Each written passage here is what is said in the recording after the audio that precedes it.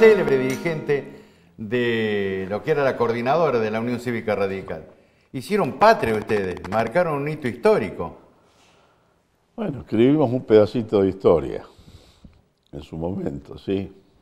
¿Y qué les pasó? Que después terminaron escribiendo otra historia. Con Grinspoon a la cabeza, bueno. ¿Se acuerda? Yo lo amaba a Grinspoon. Yo también, era un loco querible, lindo. Pero era hermoso cuando venía el Fondo Monetario y decía, hay que aumentar, y él aumentaba con el costo de vida y a mí me enloquecía. Bueno, así también lo mataron, ¿no? Y bueno, el poder financiero. Es decir, la coordinadora la verdad es que se autodisuelve. Allá por el año 1982, en diciembre del 82 o en enero del 83. Nos autodisolvemos. Después lo que sigue figurando como coordinadoras son coordinadoras locales, que siguieron funcionando en sus provincias y que le fueron dando un poco el matiz distintivo de quienes eran cabeza de coordinadora en esa provincia. Pero como una organización nacional, nosotros nos autodisolvimos porque sinceramente no nos daba el cuero para mantener el funcionamiento de la organización y plantearnos la reorganización del partido y encarar el proceso electoral de 1983. Llegamos a la conclusión que había que poner toda la carne en el asador en la reorganización del partido y en la elección del 83. Y entonces nos autodisolvimos. Pero fue una lástima. Fue una lástima porque no hubiésemos tenido esta realidad actual. Bueno, yo me he planteado muchas veces, porque habíamos tomado el compromiso de volver a agruparnos después del proceso electoral.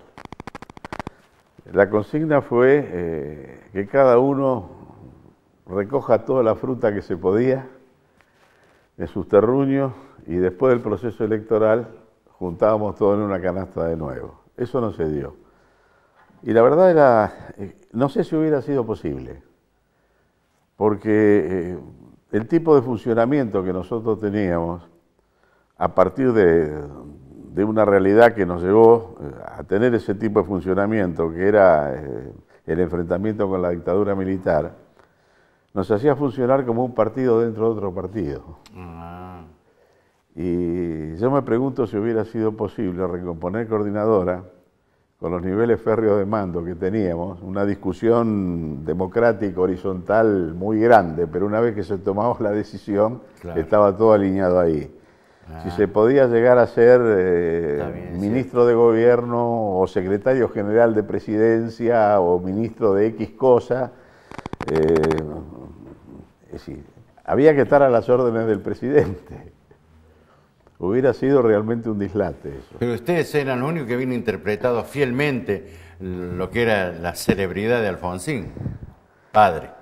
Bueno, si nosotros logramos una conjunción, si se quiere, importante, con una generación representada por Raúl Alfonsín, que ya tenía un volumen y era conocido más allá de las fronteras de provincia de Buenos Aires. Además, él en la clandestinidad seguía siendo el presidente del partido, nada menos que en provincia de Buenos Aires, con un grupo juvenil que venía de la revuelta permanente, venía de su vinculación con la CGT de los argentinos, con Tosco, con las luchas universitarias, con la defensa de los principios de la reforma. Esa confluencia creo que tuvo mucho que ver con el tema de la recuperación democrática y con el triunfo electoral de Raúl Alfonsín en el 83. Pero ahora usted está transitando el interior, bueno, hay razones políticas de peso para todo esto. Y bueno, yo te diría que los pibes somos así, somos inquietos. Participamos en 3 procesos de reconstrucción de la Unión Cívica Radical. Las 3 veces nos habían dado por muertos, y para bien o para mal, yo creo que para bien en líneas generales, les dimos 3 presidentes radicales a los argentinos. Y esta es el 4º esfuerzo en un proceso de reconstrucción partidaria, con una preocupación fundamental que tiene que ver con la situación nacional, con la situación del país, de un país que viene en decadencia de hace mucho tiempo, que yo diría que si no es que retrocede, es que por lo menos nos quedamos estancados mientras otros avanzan, con lo cual la sensación es de retroceso. Sí, es cierto, muy bien definido. Y por el otro lado, un partido que en este proceso de licuamiento, donde yo creo que los ideólogos del neoliberalismo, o como le decía Alfonsín, el neoconservadurismo... Sí, mejor esa definición. Es decir, busca la licuación de los partidos políticos, busca la liquidación de las organizaciones sindicales, busca destruir todo aquello que tiene una concepción de la solidaridad, pensando en futuros con un criterio de igualdad en la distribución de la riqueza, de mayor equidad en la distribución de la riqueza, haciendo un acento en el tema libertad y justicia social simultáneamente. Es decir, rescatar un radicalismo que abandone la permanente prédica democrática para empezar a volver a practicar democracia hacia adentro, que eso lo ha dejado de practicar hace bastante tiempo. Entonces estos son un poco los dos desafíos que nos hacen recorrer de vuelta el país, levantando por un lado la bandera de la unidad nacional, en la cual yo he creído desde hace 60 años de militante que tengo, sin un proceso de unidad nacional, sin denominadores comunes que permitieron en otras latitudes a otros países devastados por la guerra salir de esa situación de devastamiento y estar en los primeros planos pocos años después, mientras que nosotros, que aparentemente teníamos todo para estar en los primeros lugares del mundo, nos hemos quedado estancados dando vueltas como una calecita, y donde nos subimos es donde nos terminamos bajando después que pasa un tiempo y pasan varias vueltas de esa calecita.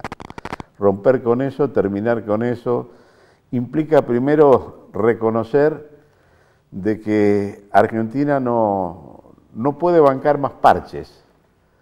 No puede bancar más parches que nos hagan tirar otros 5 años, otros 10 años. Acá lo que hace falta es un cambio estructural profundo. Acá hay situaciones que nos han llevado a ser un país no viable, a pesar de la riqueza potencial que Argentina tiene. Así es. En recursos naturales, que los ha ido perdiendo, y en recursos humanos, que lo ha ido perdiendo más rápidamente todavía. Hay dos realidades. Están licuados hoy las instituciones sociales, incluidos los partidos. ¿Y ese pensamiento suyo encuentra respuesta en alguna parte del peronismo? Digo así porque peronismo y radicalismo son novios para una recuperación nacional. Bueno, ¿yo qué te podría decir? Yo lo recuerdo al amigo Pedrini y se me pianta un lagrimón. Recuerdo a algunos otros amigos de más edad que yo, que supieron jugar un papel importante en la recuperación de la democracia junto con Raúl Alfonsín, y me acuerdo de Cafiero, compañero de banca en la constituyente del 94, etcétera, etcétera, y también se me pianta otro lagrimón. Es decir, para bailar hacen falta dos. Por eso. Y uno vive buscando pareja, pero primero hay que tener la convicción, y de la convicción la decisión de que hay que bailar el tango. Y recién estamos, lamentablemente, en un momento difícil en el panorama nacional, tratando de que se llegue a la convicción de que hay que bailar el tango, y a partir de ahí hay que encontrar pareja, porque en soledad la epopeya que hay por delante te diría que no se puede. Argentina tiene una crisis en cuanto al sistema democrático que la ciudadanía en general no la percibe, no la asume, y una crisis también en el sistema republicano. Cuando las sociedades empiezan a descreer, con sus razones atendibles, del poder judicial, del poder legislativo y de los ejecutivos que llegan diciendo una cosa y terminan haciendo algo diferente a lo que decían para llegar, hay una crisis de los tres poderes que son los sostenes de la República. Sí. Entonces, como que no nos damos cuenta, pero la crisis está puesta ahí. Y por el otro lado, cuando se vuelve a descreer de la política, se cree que los partidos políticos no sirven para nada y que todos los políticos son ladrones, empezamos, por lo tanto, a descreer, tal vez sin darnos cuenta, del sistema democrático. Sí, sí. Porque a partidos políticos fuertes, democracia fuerte; a partidos políticos débiles, democracia débil. Entonces, tenemos una situación crítica en cuanto a la república, en cuanto a la democracia. Bueno, muchachos, dejémonos de pavear, entendamos sobre qué estamos parados. Miremos a los hermanos bolivianos que lo mirábamos diciendo pobrecito, que hoy tienen el 1,6% de inflación anual, y si nosotros terminamos con el 30%, destapamos shampoo, aún los astemios como el que habla. O miremos a los hermanos paraguayos que decíamos pobrecito, cómo quedaron después de la guerra de la Triple Alianza, etcétera, etcétera. Hoy exportan más carne que nosotros, que éramos el granero del mundo y no sé cuántas cosas más. O los uruguayos, que yo les digo cariñosamente los argentinos buenos, que son un dedal y que también exportan más carne que nosotros. Entonces, algo, muchachos, estamos haciendo mal y tenemos que asumir la responsabilidad de las cosas que estamos haciendo mal y, sin volvernos historiadores, mirar hacia atrás buscando cuáles fueron los yerros para superarlo y no volver a cometerlo. Yo estoy cansado de dar vuelta a la manzana y meter el pie siempre en el mismo pozo y quebrarme siempre la misma gamba. O sea, algo, cuando se hace mal, hay que entender a dónde se hizo mal la cosa, por qué se hizo mal y tratar de superarla. Es decir, es una carrera contra el tiempo. Un proceso de cambio profundo de las estructuras del país no lo vas a lograr en menos de 10 o 20 años. Para eso tenés que construir en una sociedad que quiere todo mañana o todo ayer, sí. Vas a tener que construir los tiempos. Y esa construcción de tiempo necesita de descubrir, descubrir que la política es búsqueda de consensos. Buscar los consensos, encontrar los consensos, poner denominadores comunes, políticas de Estado, que son aquellas que permitieron a la Europa de posguerra reconstruirse rápidamente, y a partir de esas políticas de Estado empujar la carretilla todos juntos en esos 5 o 6 puntos fundamentales. Discutiremos los demás, pero sacaremos a Argentina adelante. No se puede seguir viviendo en una sociedad que tiene 92 impuestos, que ya no se sabe ni para qué los pusieron en un determinado momento, en una sociedad donde lo único que se genera es burocracia, que incluso hasta para pagar te van poniendo una serie de obstáculos que llega al final, uno dice, pero tanto lío, yo lo que quiero es pagar y no me dejan ni siquiera pagar. O sea, un país que tiene déficit en la balanza de pago, que tiene déficit en el tema de las importaciones, exportaciones, o sea, no es vivible un país con esta característica. Asumámoslo, dejémonos de joder, pensemos que países como, por ejemplo, como Suiza, olvidémonos del tema de la plata, famosa por sus chocolates, no producen cacao. Los japoneses tienen el 10% de la extensión territorial cultivable, el resto no. Y sin embargo son una potencia mundial, a pesar de Hiroshima, de Nagasaki, etcétera, etcétera. Y nosotros, riqueza mineral, ictícola, granero del mundo, fertilidad, tirás un carozo, sale una planta. Muchachos, premio Nobel por cualquier lado y por todas partes, y estamos como estamos. Y bueno, algo estamos haciendo mal, dejémonos de joder, asumámoslo y salgamos adelante. ¿Y esta situación de desastre nacional o de predesastre nacional, serían las condiciones obvias, mejores para encontrar ese reencuentro nacional? Yo creo que Argentina vive perdiendo oportunidades. Si me remonto en una historia reciente, pero de las que me tocó vivir, yo creo que estuvimos al toque de poder generar un despegue muy importante en la época de don Arturo. Le pusieron la palomita, la tortuguita, sí, etcétera, etcétera. Razón. En 2 años, 8 meses, yo no conozco un presidente que haya hecho lo que hizo ese hombre. Así es. Perdimos una oportunidad histórica. Es cierto. Después ya, en lo que tiene que ver con mi partido, Alfonsín la encontró más complicada la cosa. Ya tenías un problema mucho más nítido de la lucha por la vida, la lucha por poder pensar en libertad y expresar en libertad el pensamiento, y al mismo tiempo una situación del punto de vista social que había que resolver. Bueno, se avanzó en parte, que el juicio a la Junta, que el nunca más, que el banco de datos genéticos, que permitió descubrir hijos y nietos, y bueno, la paz con Chile, la solución de los problemas limítrofes, pero en el camino de la justicia social, fueron faltando cosas. Es decir, el tema de la unidad nacional a veces no encuentra quien lo convoque, o a veces las convocatorias se hacen a destiempo, y como para bailar hace falta dos, tiene que haber un oficialismo, el de turno, que realmente lo sienta y desde el sentimiento y la convicción convoque, y una oposición que entienda la necesidad de eso, dispuesto a disputar procesos electorales, pero habiendo acordado los temas fundamentales para que el país pueda despegar. ¿Vamos a dar las dos renovaciones de peronismo y radicalismo? Pues yo veo al único que quedó sobreviviente de ustedes, que es socio de Barrio Nuevo, me muero. Si veo que la renovación es Grosso, bueno, y Manzano, bueno, Dios me libre. Y bueno, yo creo que... O privilegiaron lo personal por encima de lo político. Bueno, el tiempo demuestra que muchos fueron acortando la mirada y apuntando hacia la pelusa del ombligo. Y perdieron la posibilidad de mirar el horizonte.